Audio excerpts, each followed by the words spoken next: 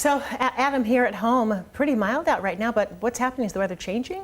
Yeah, we are going to see some changes. We have a system of our own coming in later on into the night. We've had a weak area of high pressure in place throughout the day. That's heading on out, and now this system right here that you can see out off towards the west, it's going to start to head its way closer to us, and that's going to help to produce more of the rain that we'll have heading on into late tonight and into Wednesday. Now, looking at our Stevens Pass camera, you can tell there is some melting of the snow happening here. Some of that water streaming across the highway, and we are going to put down a little more snow as we go over the next couple of days as this system comes in. Snow levels should be a little lower than in comparison to what we had over the weekend, where we saw snow levels up around 8,000 feet. They drop all the way down to 3,000 feet as this system comes in, and we'll see a mixture of rain and snow accumulations during the daytime hours tomorrow, around 2 to 4 inches, and it looks like we'll keep winds out of the west around 10 to 15 miles per hour. Most of that snow probably coming into the morning and early into the afternoon, and then it's going to be the convergence zone that really starts to put down some of the heavier snow, or most of that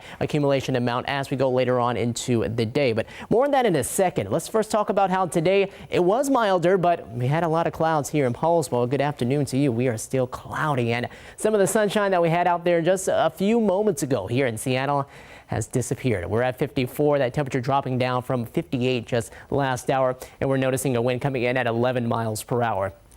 51 for our current temperature in Shelton, 51 in Hoquiam. Yesterday, Olympia, we were up near the 60-degree mark.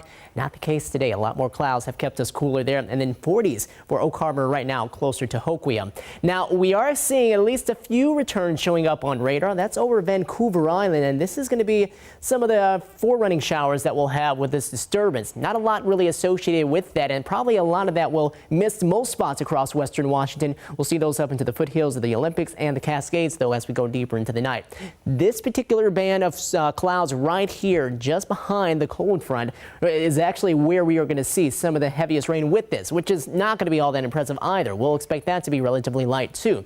So here we go into the night. You see the initial band right here bringing in some light shower activity, mainly along the foothills, and then possibly up here around more of Camino Island, getting closer to Orcas Island. Off to the west, we have some of the rain really beginning to pick up, but as it moves on to the east, you're going to see that break down. But then the convergence zone, that keeps some shower activity as we go deeper on into Wednesday afternoon and Wednesday evening. And that's going to help to put down 1/10 of an inch for most spots. A little more where that convergence zone will be. It looks like Everett will see amounts around 1/4 of an inch, with some higher snow amounts expected around Snoqualmie and Stevens Pass of around 6 inches. Here's your forecast. 53 tomorrow. Yeah, it's going to be a cool down, and we'll keep those cooler temperatures all the way through the end of the week and into the start of next.